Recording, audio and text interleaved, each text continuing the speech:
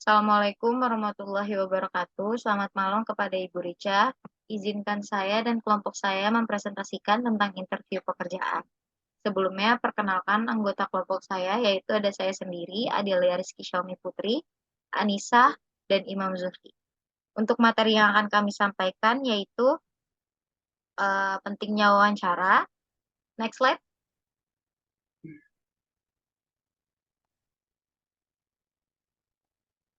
Oke. Materi yang akan kami sampaikan yaitu tentang pentingnya wawancara kerja, persiapan wawancara kerja, pengenalan perusahaan dan pekerjaan, jenis-jenis wawancara, teknik wawancara kerja, faktor penyebab kegagalan, mengantisipasi pertanyaan dalam wawancara kerja, dan surat ucapan terima kasih. Untuk materi pertama, yaitu tentang proses seleksi karyawan. Yang pertama itu pelamar. Pelamar itu kita menentukan, si HRD menentukan siapa pelamar yang akan diseleksi. Lalu lanjut ke tahap seleksi. Lalu dari tahap seleksi ini ada kegiatan wawancara.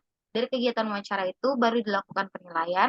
Dan jika penilaian baik atau buruknya itu dinilai di sesi ini, lalu di sesi penerimaan, lalu ada sesi langsung jadi karyawan. Jadi harus diseleksi terlebih dahulu baru jadi karyawan. Next.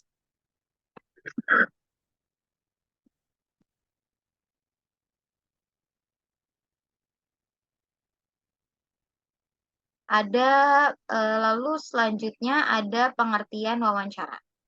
Wawancara adalah suatu percakapan langsung dengan tujuan tertentu dengan menggunakan format tanya jawab yang terencana. Wawancara memungkinkan Wawancara memungkinkan analis sistem mendengar tujuan-tujuan, perasaan, pendapat, dan prosedur-prosedur informal dalam wawancara dengan para pembuat keputusan organisasional. Arti penting wawancara yaitu merupakan salah satu alat yang penting bagi perusahaan untuk menyaring karyawan yang melamar pekerjaan agar mendapatkan karyawan yang benar-benar sesuai dengan bidang pekerjaan. Next. Persiapan wawancara kerja ada apa aja sih? Yang pertama yaitu mengetahui pekerjaan yang akan dilamar. Yang kedua, pengetahuan tentang perusahaan yang akan dilamar. Yang ketiga, pikirkan pertanyaan yang akan diajukan sejak awal. Yang keempat, ada merencanakan pertanyaan dari pemberi kerja. Yang kelima, ada menyiapkan jawaban atas pertanyaan yang diajukan oleh pewawancara. Yang keenam, merencanakan pertanyaan dari Anda sendiri. Yang ketujuh, dukung rasa percaya diri Anda. Yang kedelapan, perbaiki gaya wawancara Anda. Dan yang terakhir, rencanakan untuk tampil baik di depan pewawancara. Next. Pengenalan pekerjaan dan perusahaan. Tujuan yang pertama itu ada tujuan wawancara kerja. Yang pertama untuk mengetahui kepribadian si pelamar. Yang kedua, mencari informasi yang relevan yang dituntut dalam persyaratan jabatan. Yang ketiga, mendapatkan informasi tambahan yang diperlukan bagi jabatan dan perusahaan. Yang terakhir, membantu perusahaan itu sendiri untuk mengidentifikasi pelamar yang layak untuk diberikan penawaran pekerjaan. Oke, materi selanjutnya akan disampaikan oleh Anissa. Oke, terima kasih kepada Adel. Di sini saya akan melanjutkan. Bagi perusahaan, yang pertama cara menemukan dan menentukan kecocokan antara karakteristik pelamar dengan persyaratan jabatan. Yang kedua ada untuk mengetahui kepribadian pelamar. Yang ketiga untuk mencari informasi relevan yang dituntut dalam persyaratan jabatan. Yang keempat ada mendapatkan informasi tambahan yang diperlukan bagi jabatan dan perusahaan. Yang kelima, membantu perusahaan mengidentifikasi pelamar yang layak untuk diberikan penawaran kerja. Di sini juga ada bagi pelamar, merupakan kesempatan menjelaskan secara langsung tentang pengetahuan, keterampilan, pengalaman yang lain, pengalaman, strategi kerja, cara mengatasi masalah, situasi kerja. Oke, next.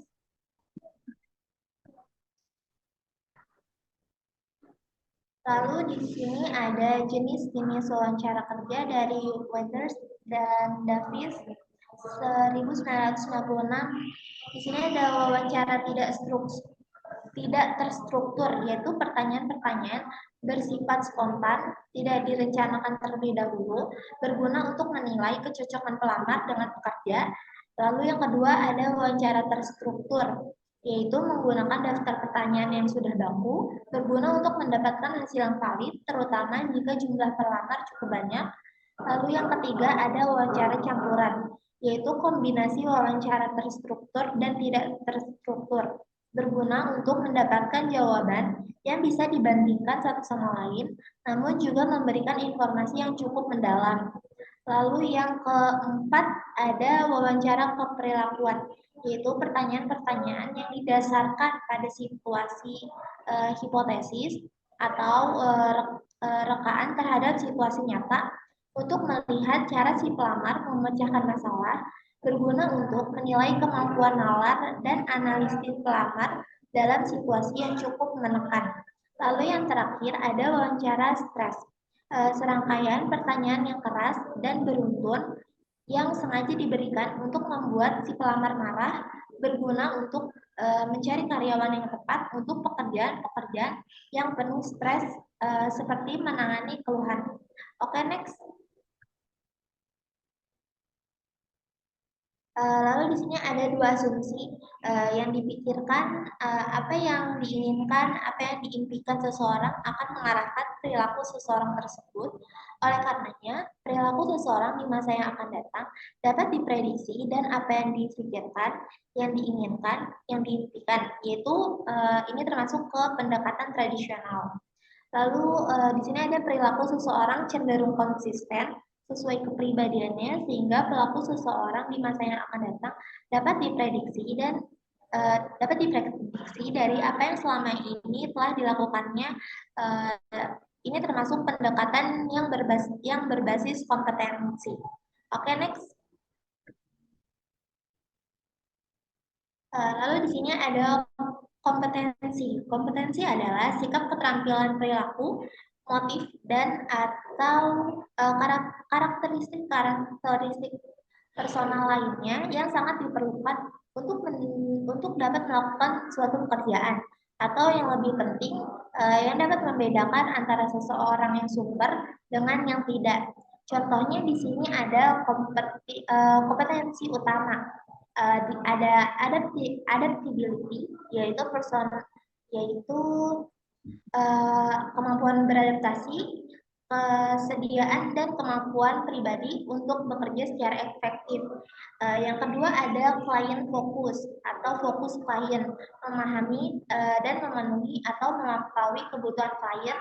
Lalu yang ketiga ada communication atau komunikasi, menyampaikan dan menerima pesan secara jelas untuk memenuhi kebutuhan semua orang.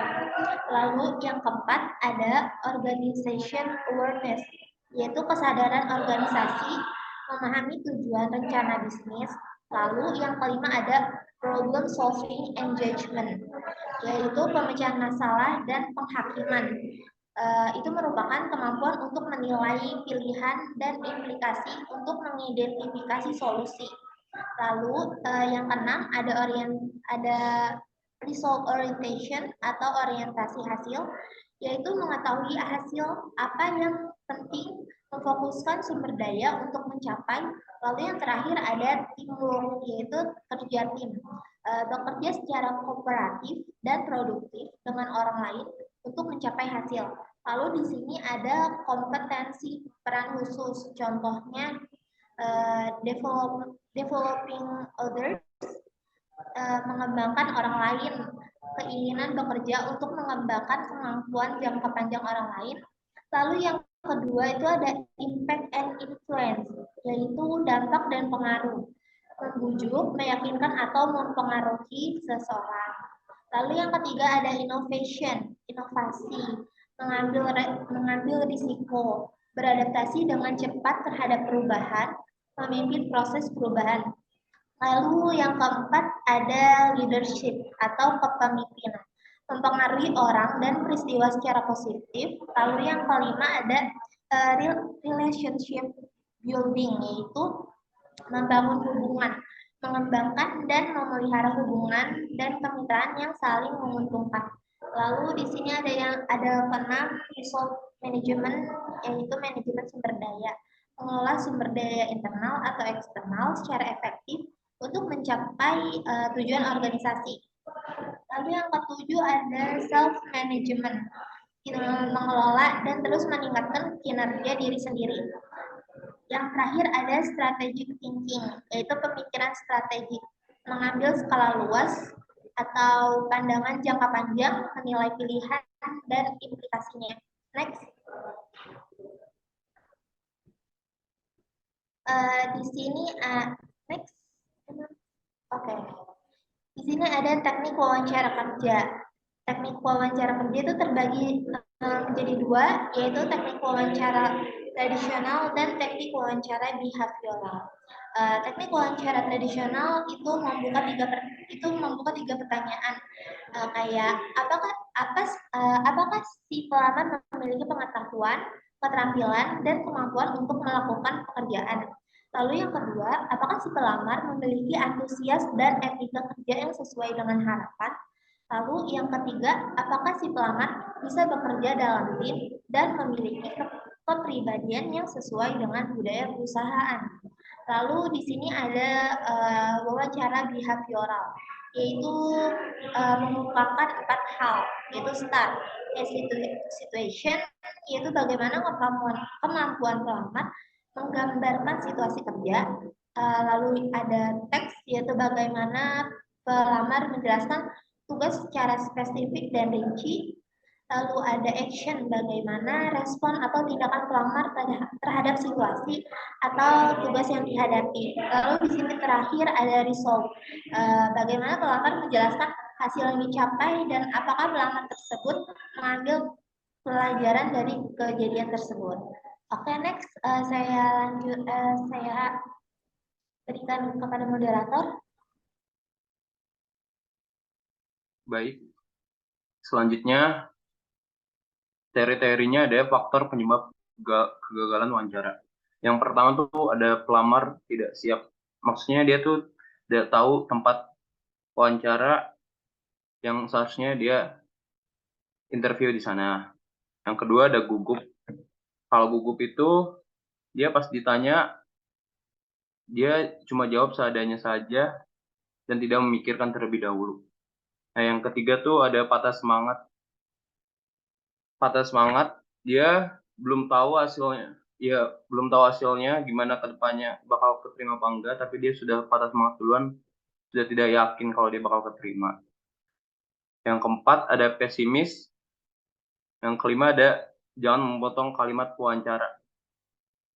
Nah, kalau misalkan lagi wawancara lagi ngomong, kita nggak boleh mengalihkan pembicaraan wawancara tersebut karena itu bisa mengakibatkan kegagalan wawancara tersebut.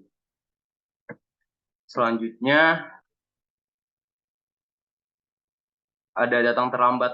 Jadi kalau bisa terlebih dahulu, kalau datang sejam sebelum acara dimulai, interview dimulai.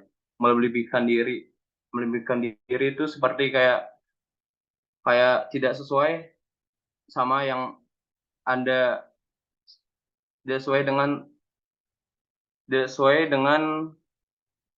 diri Anda sendiri. Jadi kayak misalkan Anda ditanya apa, Anda melebihkannya dan itu tidak bagus buat wawancara. Terus selanjutnya ada duduk sebelum dipersilakan. Nah, kalau duduk sebelum dipersilakan itu kayak misalkan kalian datang terus belum disuruh duduk di tempat tersedianya. Nah, Anda sudah terlebih dahulu duduk dan tidak mengucapkan salam terlebih dahulu juga. Teori selanjutnya ada mengantisipasi pertanyaan dalam wawancara kerja. faktor yang mempengaruhi wawancara menurut Werwig 1975 situasi wawancara. Yang pertama ada waktu, tempat, kehadiran orang ketiga, sama sikap masyarakat. Terus ke bawah ada responden, karakteristik sosial, kemampuan menangkap pertanyaan, kemampuan menjawab pertanyaan.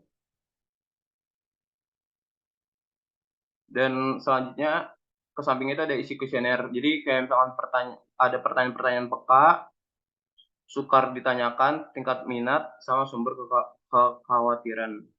Nah, selanjutnya ada pewawancara, karakteristik sosial, keterampilan mewawancarai, motivasi, dan rasa aman. Nah, mengantisipasi pertanyaan dalam wawancara kerja itu yang pertama ada persiapan. Jadi, terlebih dahulu mempersiapkan diri agar tidak grogi saat diwawancara.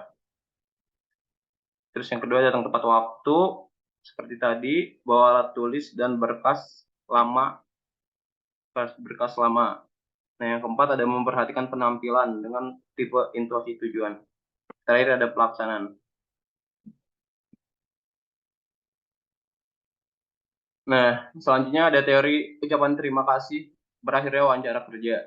Setelah wawancara usai, berikan ucapan terima kasih pada wawancara meskipun kecil kemungkinan bekerja di perusahaan tersebut.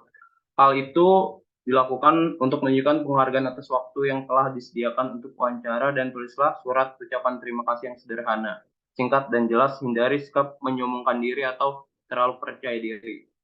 Nah, contoh-contoh ucapan terima kasih berakhirnya wawancara kerja ada kayak seperti di samping, sudah sangat sesuai untuk ucapan terima kasihnya.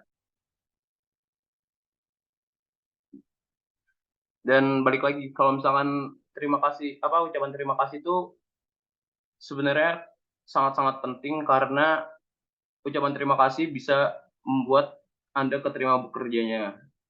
Walaupun kemungkinan itu sangat kecil, tapi setidaknya kita sudah mencoba dan sudah melakukan yang terbaik. Udah, itu saja sih dari kelompok kami. Kurang lebihnya, mohon maaf ya.